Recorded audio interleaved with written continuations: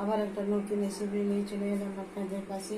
Soybean, আলু, tomato, ডাল দিয়ে রেসিপি শুরু থেকে শেষ পর্যন্ত দেখবেন। দিয়ে দিচ্ছে সামান্য জল।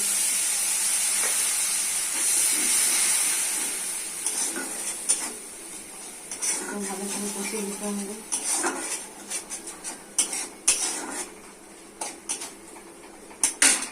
দিচ্ছি টমেটো,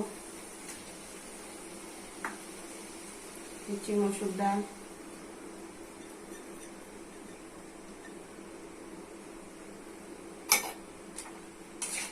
মসুর ডাল টমেটো ভালো করে সিদ্ধ করে দিয়ে দিচ্ছি চাটা। রেসিপিটি রেডি হয়ে গেছে। কত সুন্দর, কত কালারফুল, কত টেস্টি। বাড়িতে করে খাবেন, পরিবারকে করে খাওয়াবেন। সাবস্ক্রাইব করবেন, সঙ্গে থাকবেন, পাশে থাকবেন, সুস্থ থাকবেন, ভালো থাকবেন।